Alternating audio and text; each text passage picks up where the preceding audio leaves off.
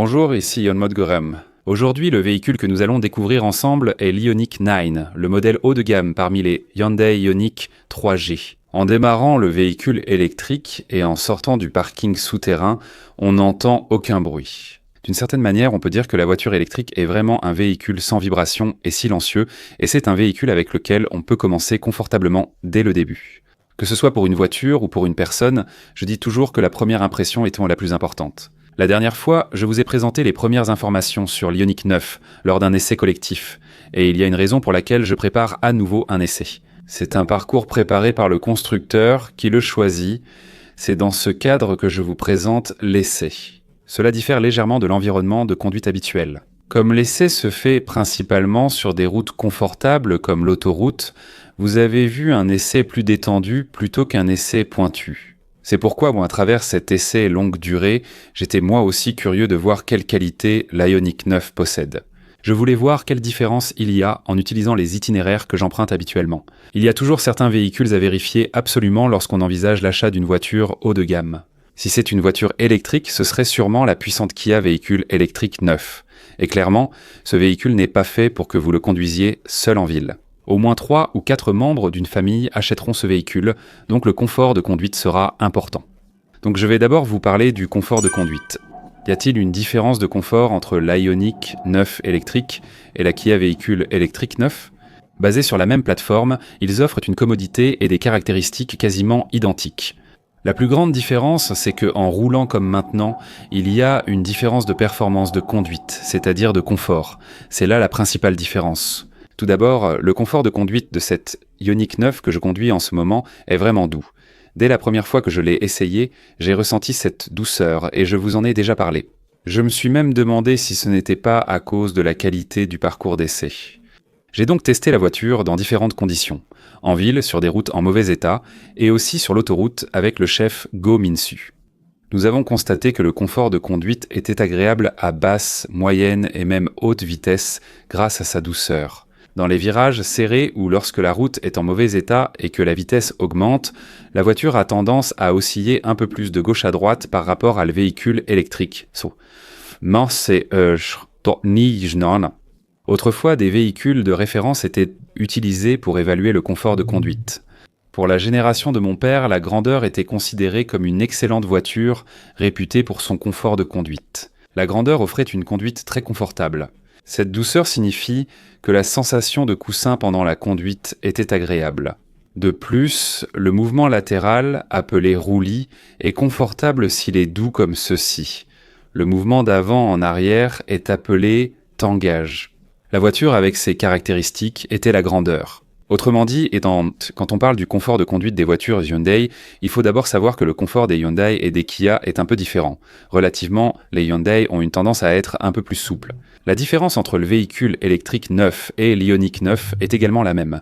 Si vous avez d'abord essayé le véhicule électrique 9, vous trouverez probablement que l'Ioniq 9 est vraiment très souple. Cette flexibilité était particulièrement prisée en ville. Alors, est-ce que la Kia véhicule électrique 9 est dure ? Le véhicule électrique 9 n'a pas non plus une suspension particulièrement ferme, mais elle est clairement un peu plus rigide que l'Ioniq 9. Cette fermeté permet à l'Ioniq 9 d'offrir un comportement plus équilibré, surtout sur l'autoroute comme maintenant. Donc, il ne s'agit pas de dire qu'un modèle est meilleur ou moins bon que l'autre, mais si vous conduisez principalement en ville, alors l'Ioniq 9, qui est un peu plus souple, pourrait être un meilleur choix pour vous. Si vous roulez plutôt sur l'autoroute pour de longs trajets, alors le confort de conduite du Kia véhicule électrique 9 sera sans doute plus adapté pour vous.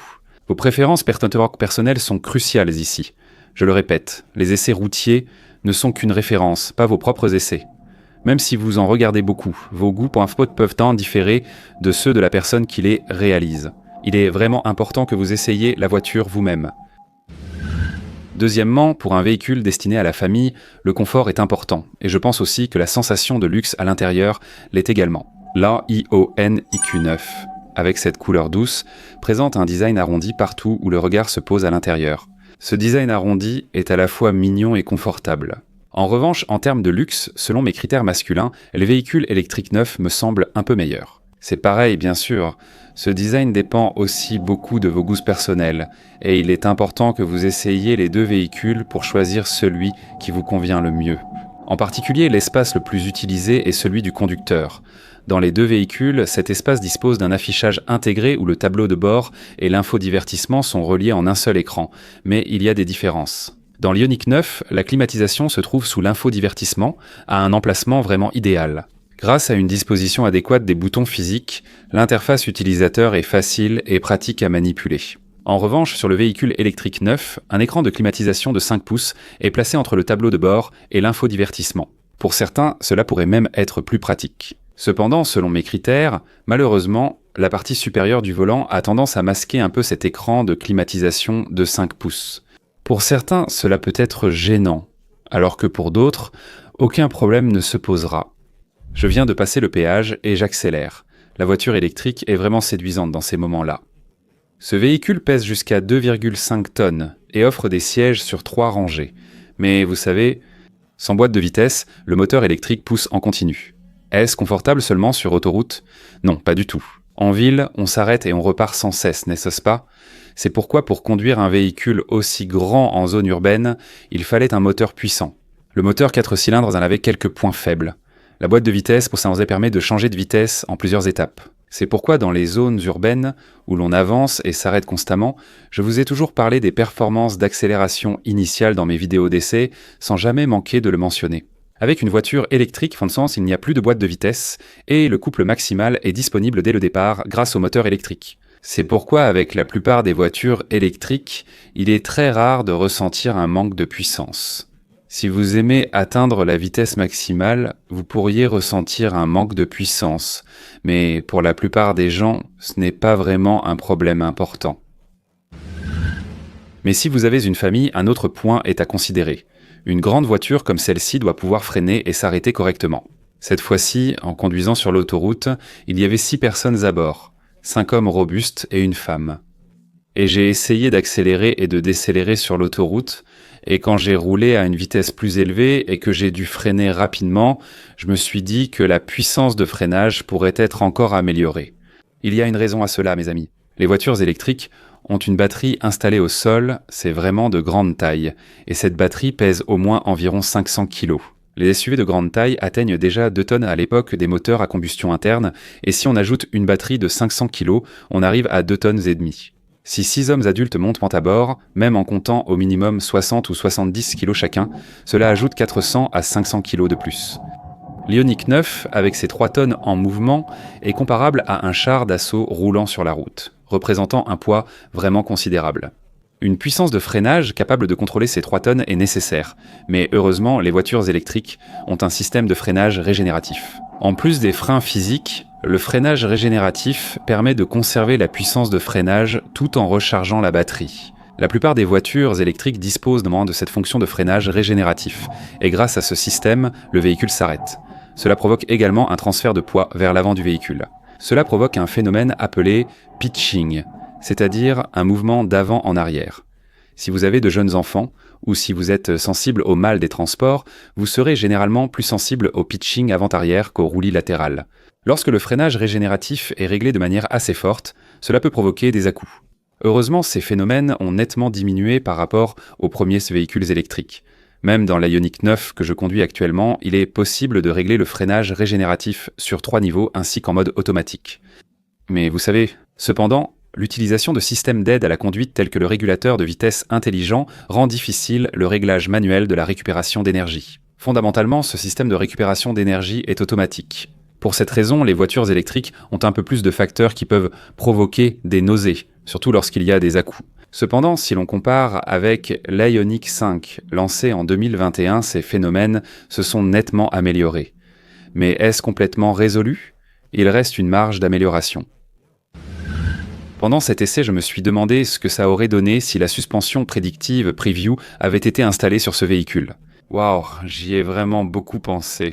Malgré le confort et la bonne qualité de conduite du véhicule, il n'y a pas grand-chose à regretter. Lorsqu'une voiture roule à grande vitesse et freine brusquement, il est normal que l'avant s'affaisse ainsi. À ce moment-là, la suspension à commande électronique soutient la voiture avec la pression, réduisant naturellement les secousses. Personnellement, j'ai trouvé dommage de ne pas en avoir. Le fait que Hyundai doive réfléchir à la compétitivité de ses produits, c'est que lors de mon essai du Palisade la dernière fois, J'avais dit que l'absence de la fonction de réduction du bruit rendait l'insonorisation un peu décevante. Ce véhicule avait une suspension à commande électronique qui s'est avérée jouer un rôle plus important qu'anticipé. Et beaucoup de gens pensent donc que la suspension à commande électronique sert uniquement à améliorer le confort et la douceur de conduite, ce qui est vrai dans une certaine mesure. La suspension à commande électronique permet d'équilibrer efficacement les 4 roues et de bien soutenir le véhicule lors des plongées. Son rôle est vraiment important pour réduire le tangage. Lors de mon essai longue durée de l'Ioniq 9, j'ai regretté l'absence de suspension à commande électronique. Hyundai est probablement au courant de cela.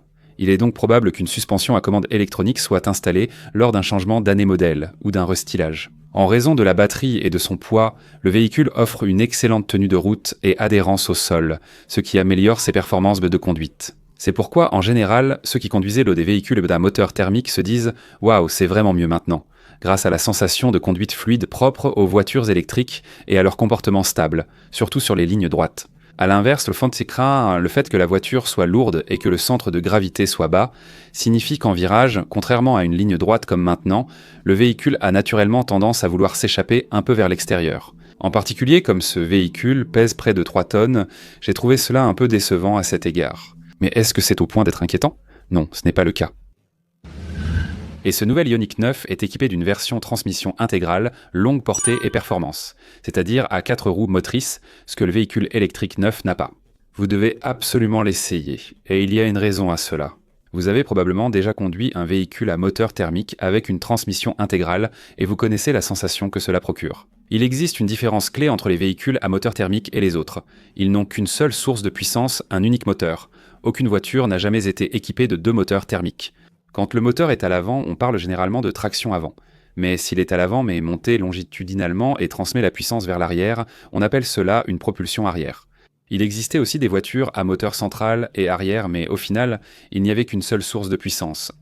Un véhicule à 4 roues motrices est un système où les 4 roues sont entraînées par un seul moteur.